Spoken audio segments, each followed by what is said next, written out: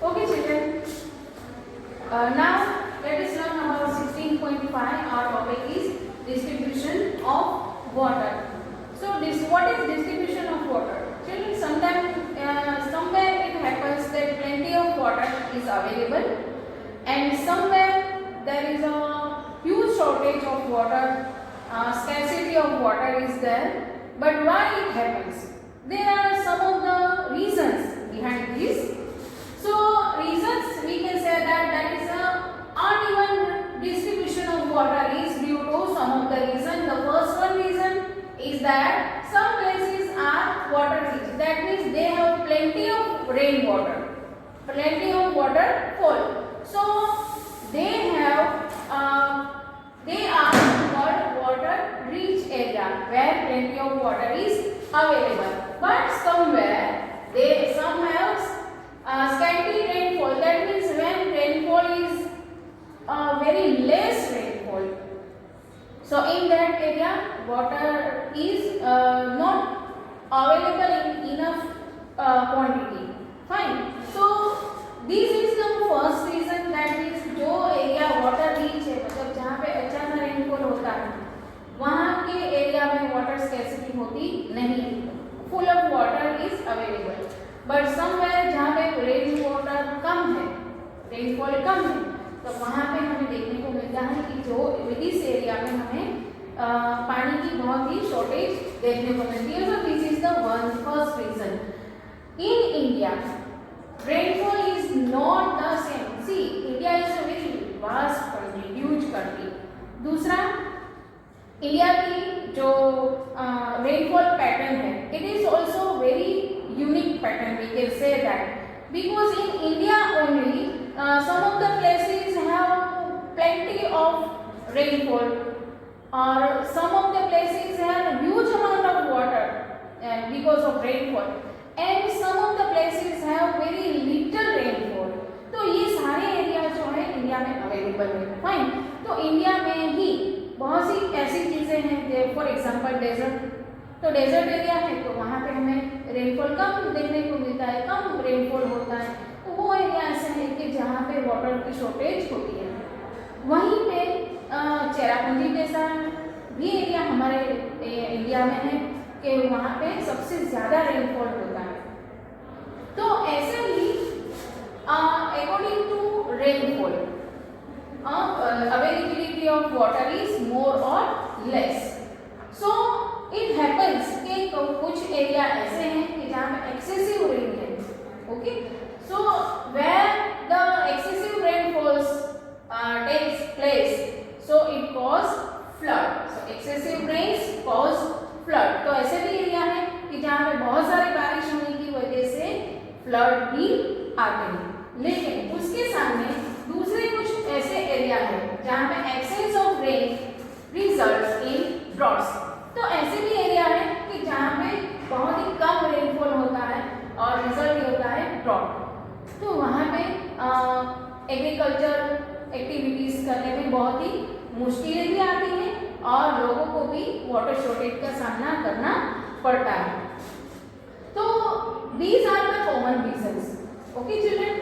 So in our textbook on page number 200, one map is given, that is rainfall map. It is given in your textbook like this. So this one shows the rainfall pattern in India. So here it is rainfall कहाँ पे कितना हो रहा है वो यहाँ पे आपको इंडिकेट किया है. सेम में डिफरेंट कलर से आपको बताया गया है कि कौन से एरिया में कितना रेनफॉल होता है. So it is for your study, for your knowledge. Okay. तो जैसे हमने मैप में हमें पता चलता है कि किसी एरिया में कम है, किसी एरिया में ज़्यादा है. लेकिन एक और बात मैं आपको बताऊँ चिल्ड्रन कि कभी कभी ऐसा होता है कि बहुत सारा पानी आता है, बहुत सारी बारिश होती है. Even though some of the areas face this shortage of rainfall. तो ये क्यों होता है? तो इसका एक रीजन ये है कि वाटर का मैनेजमेंट, पानी सबको पहुंचाने का जो पूरा नेटवर्क है, इज कॉल्ड वाटर मैनेजमेंट. तो इससे नेक्स्ट हमारा जो टॉपिक है उसमें हम ये जानेंगे कि वाटर मैनेजमेंट कैसे किया जाता है. Okay children, now our today's topic is topic 16.6 water management. So what is water management? Children, water हर एक पीपल के लिए, हर एक इंडस्ट्री के लिए, एग्रीकल्चर के लिए प्रॉपरली पहुंचे बिना वेस्ट हुए, that is called water management. लेकिन ये होता कैसे? इन जनरल चिल्ड्रन आप लोगों ने देखा होगा कि वाटर की सप्लाई जो है पाइप के नेटवर्क थ्रू होती है. पूरे सिटी में एक नेटवर्क जैसे फैला होता है और हर एक घर तक, हर एक सोसाइटी तक, हर एक अपार्टमेंट तक गवर्नमेंट से पानी पहुंचाया जाता है.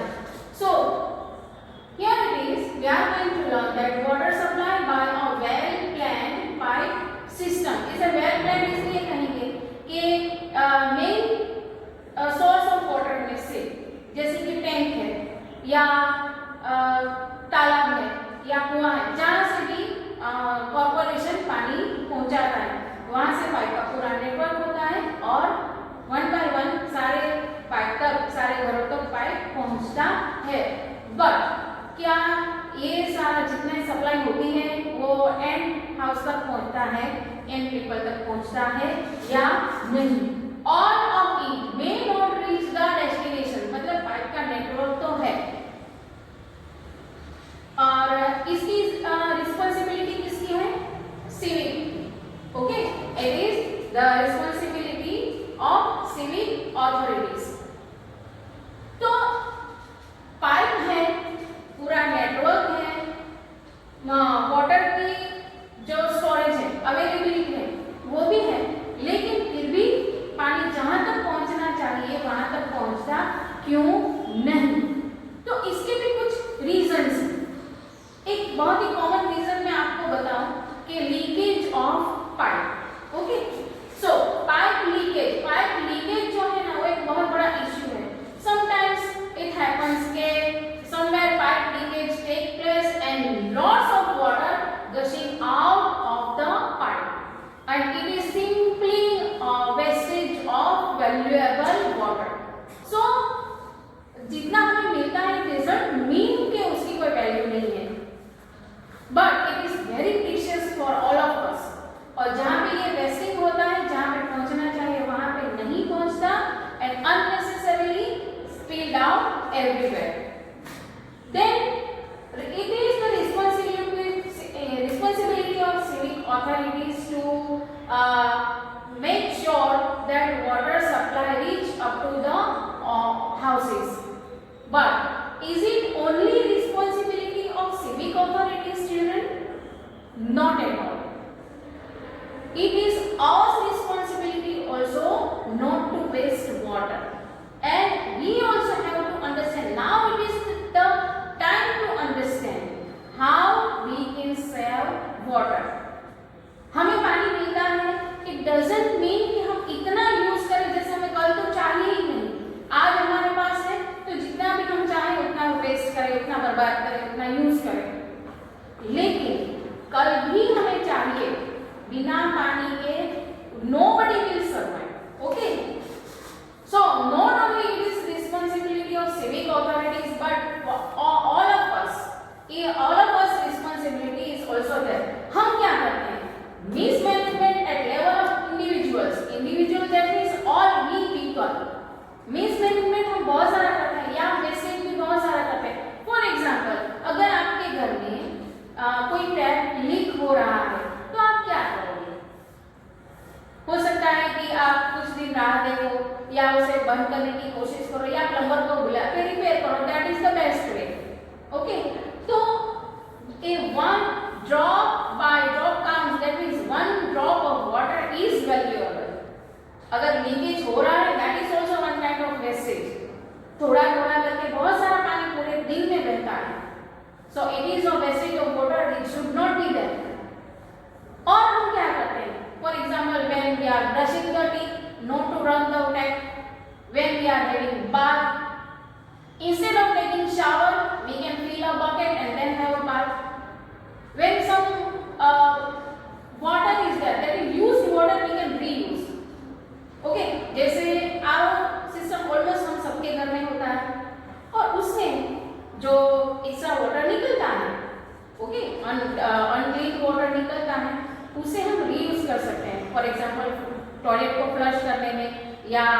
कपड़े धोने के लिए या मॉपिंग के लिए. सो these are the small things which impacts more, and so that if we make this habit, we can save a lot of water. We can save our earth from getting depleting water. Fine. So one more thing is that most of rain water flows away. पानी तो बहुत सारा आता है. Nature gives us more than enough water every year. लेकिन हम क्या करते हैं? जितनी बारिश आई, बहुत सारी बारिश आती है, लेकिन उसमें से most of the water flows away. Just in gutter में जाता है, नदी में जाता है, तालाब में जाता है. बहुत ही कम पानी जो है वो सीपेज होता है. जो हमने इसके अगले पॉइंट में हमने पढ़ा था कि जैसे फ्लोर पक्के होंगे तो उतना सीपेज होगा नहीं. तो हम जितने घर बनाते हैं, it is unnecessary, but to save this water is our responsibility. तो जितना हम मकान बनाए, घर बनाए, इंडस्ट्रीज बनाए या पक्के रोड बनाए, उसके सामने जितना पानी यहाँ पे नहीं सीपेज होता, उतना पानी हम कहीं किसी और मेथड से सीपेज हो वो भी देखें. फाइन. तो ये ना हो, इसको भी हमें बचाना है. रेन वाटर इतना सारा आता है हर साल, ये सारा समंदर में बह जाता है, and that salty water is not suitable for us. Fine. So recharge ground water. सबसे इजीएस्ट वे ये है कि जो बारिश आती है उससे हम उसका पानी जितना हो सके हम स्टोर करें, संभाल के रखें. कैसे संभाल के रखें? आप लोगों ने 6th स्टैंडर्ड में पढ़ा है वाटर हार्वेस्टिंग. ओके. या उससे ये भी कहेंगे रेन वाटर हार्वेस्टिंग भी हम कहेंगे. कैसे कहेंगे कि इसमें होगा क्या कि किसी भी घर में या टेरेस का या रूफ का जो पानी है वो हम अंडरग्राउंड एक टैंक बनाए, उसमें स्टोर करें, बाद में उसका पानी यूज करें. या यही वाटर जो है वो उसको सीप करवाएं. दैट मीन्स ग्राउंड में वो पाइप जो है वो सीप कर सके, ऐसे कोई फैसिलिटी हम करें. That is called water harvesting. Yes, I am going to explain it. Children, you have learned about water harvesting in the 6th standard also.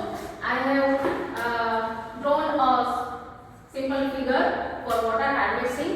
Generally क्या होता है कि जो टेरेस या रूफ है वहां से वाटर को एक पाइप के थ्रू अंडरग्राउंड टैंक में जमा किया जाता है. ओके. तो यहाँ पे जो बारिश का पानी गिरेगा वो सारा कलेक्ट होके जाएगा अंडरग्राउंड टैंक में, और इसे बाद में अगर वो भर जाती है देन उसे अच्छे से lead tightly it is close, and then after this water can be used for domestic purpose. घर पे हम यूज कर सकते हैं. That is for drinking and cooking and for everything. तो one kind of water harvesting is this कि जिसमें एक पक्का जैसे टंकी बनाई जाती है और इसमें ये पानी पूरा भरा जाता है. सेकेंड थिंग इज दैट कि to recharge ground water. Recharge ground water में ये पाइप जो है वो सॉइल के अंदर डीपली उसे डाला जाता है, डीप किया जाता है, और उसके ऊपर जो सैंड लेवल है और लेवल है वहाँ पे हमें क्या करना है, एक सीव होती है जिससे कचरा जो है वो अंदर जाए. फिर उसके नीचे एक थोड़ा सा ऐसा एक स्ट्रक्चर बनाया जाता है specially in which pebbles, gravels, sand वो सब डाला जाता है, सो दैट पानी जो है वो थोड़ा फिल्टर हो जाए. एंड देन जमीन के अंदर डीपली वो पाइप जो है पूरा उतारा जाता है. तो ये जो पानी है वो धीरे धीरे अंदर सीप होता है. So in that way both the way water can be harvested, and for future it can be used. So this is very good method to save water. Now in ancient days water कैसे save किया जाता है? In older days water harvesting कैसे किया जाता था? So generally बावड़ीज और it is called step well. Step well बनाया जाता है. बावड़ीज is actually a deep well. Okay, deep well, but उसके जो आसपास का स्ट्रक्चर है वो उसपे स्टेप्स बनाए जाते थे so that people can reach up to water. So बावड़ीज जो है उसमें वाटर का इवेपोरेशन